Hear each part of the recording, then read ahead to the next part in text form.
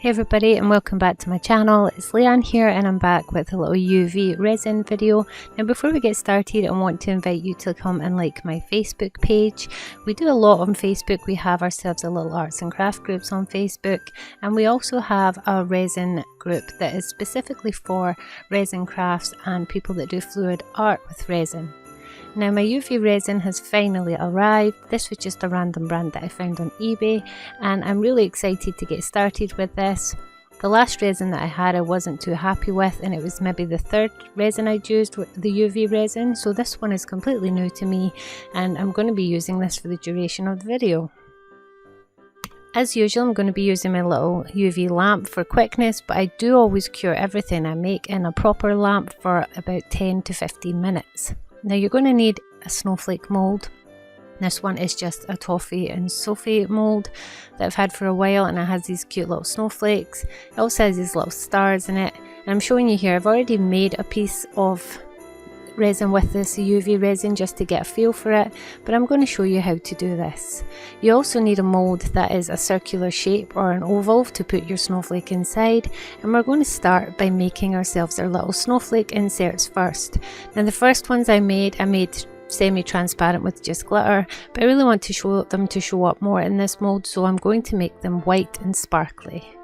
This is just my resin paste that I've had for about 6 years, and the container is absolutely filthy because resin is really sticky and I can't clean it off. So it looks like I'm going to have to find myself some new tubs to store this in. I'm just stirring a very small amount of that into my UV resin.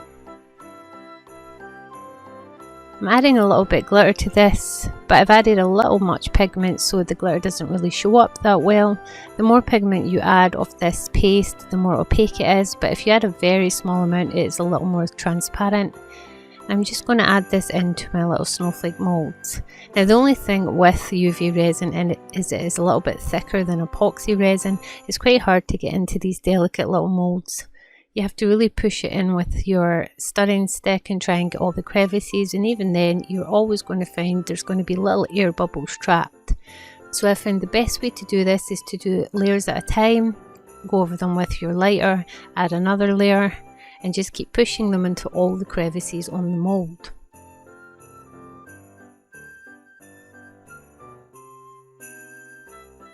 Once I've done that, I'm giving them one more little go over with my lighter just to make sure that it has liquefied the resin a little bit to get into any crevices. And just as a final measure, I'm going to take the flat end of my tool and scrape off the excess resin. Now because I have a little bit left over, I'm just going to fill these little stars and fill up all the little molds. I hate having resin left over, so I tried to use them up in any way I can, but I don't have enough here just to fill that little reindeer. Now I'm curing these under my lamp for about 2 minutes.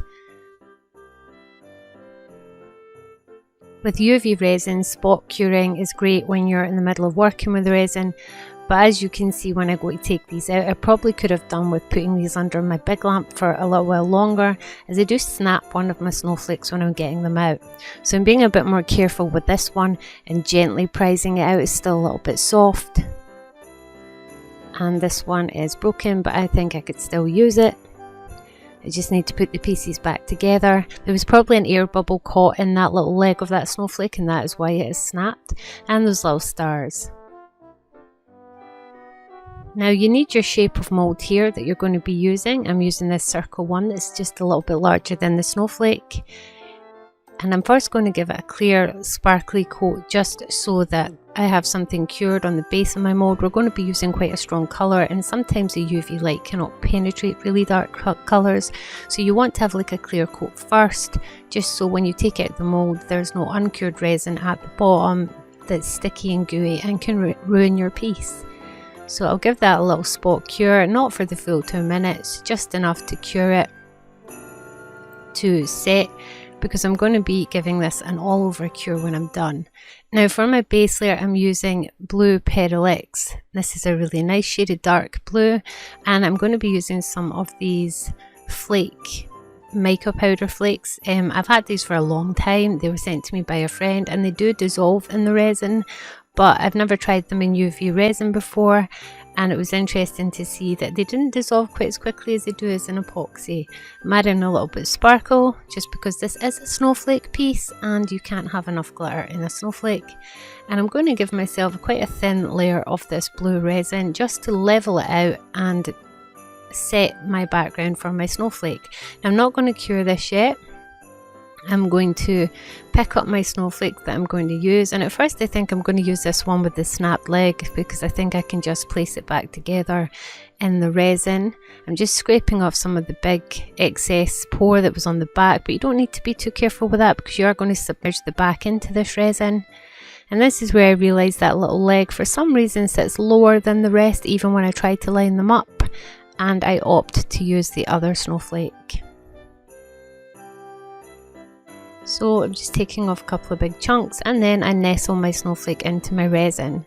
Now this is where you top up your resin around your snowflake very carefully because you don't want to get it on your snowflake front, and you just want to half submerge your snowflake in this dark colour.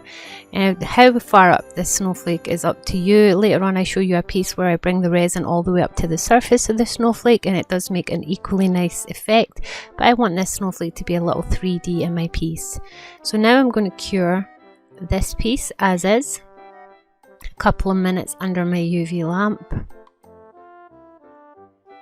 and then I'm going to fill up the top of my resin with just clear UV resin there, just level with the mold, get rid of all the air bubbles. Now because this is quite an intricate little piece, air bubbles get stuck between the little legs of the snowflake, so you have to go in with a pokey tool and just push them to the surface, and once you get them to the surface you can go over it again with a lighter and that will just pop them for you. This is quite a time consuming stage. The more intricate your little resin piece, the more air bubbles are going to get trapped, but just take your time and push them out. It really makes a difference to the piece if you can take that time to get rid of all these little bubbles. And once over, my resin just pops any that have come to the surface. Sorry, with my lighter. I noticed that there was another little one stuck in there, so I'm just being a little bit thorough and going around and catching all these little bubbles. So once you've done that, you once again want to cure this piece. And I cured it on the front and the back when it came out of the mold just to make sure everything was nice and solid. And then I'm going to take a nail file and just get rid of any little rough edges, smooth down the edges, any little drips that might have been on the side of the mold when I did this. And you're just preparing your piece to be domed. You don't want a really thick dome on the surface of your snowflake. It's quite a chunky piece as is. You just want enough to add a magnifying effect to your snowflake and finish off the front, and you want to cure that again. Now I actually cured this under my proper lamp for about 15 minutes after this spot cure before I came back and did all of this. You want to add a little UV resin to the back of your piece, just enough to hold whatever bezel or bail. I'm using these snowflake bails that I found on eBay. They're a little bit shimmery, and I'm going to cure that in place, sorry, and then with my leftover blue I'm going to dilute that down with some more UV resin.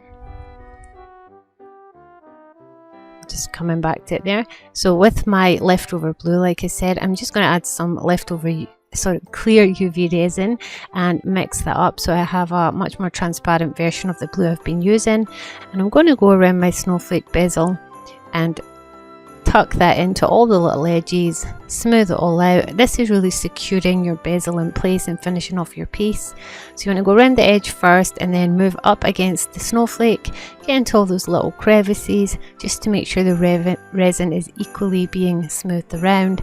And then finally I'm going to go over the top of that little snowflake bail just to, one, tint it blue, and two, really secure it in there because this particular piece is going to be a keyring and I want both sides to be smooth and no chance of this bail coming off. So I'm going to cure that again, and like I said, I give all my pieces a proper cure off camera under a UV lamp for about 15 minutes. I clean off any fingerprints and tackiness that may be left. And so far I'm really impressed with this resin compared to the last resin I used. I'm really loving this. Now you can see the difference between that and the one that I used, a transparent snowflake. Depending on the colours you pick really changes the look of the snowflake. And I just finished off this one in the same way with a bezel on the back, and then I put a chain through it and added a little crystal charm. I think I prefer the white one, but I do like the look of the subtle snowflake in the pink.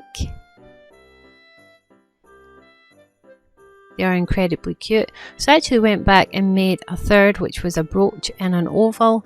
I finished off my keyring first with some charms and little crystals and a little sparkly bead just to complement the snow charm, and it is really pretty. I think you could use this all winter for your house keys. And the oval here I tried with the transparent snowflakes on the blue, and I have to say I really like this effect much better. As you can see, let the resin come all the way to the surface of the snowflakes on these ones, so they're more embedded in the resin. I just noticed I have a drip on the side that I will sand off later. And I think this is my favourite one actually. This darker colour really makes the transparent snowflakes stick out, but the pink one is extremely cute and a little alternative to the blue. I really like how the three of these turned out, and I really love this resin. It was a brand that I'd never heard of before, but I think I will be sticking with it. And I hope you have a go at making some of these really simple snowflake resin charms.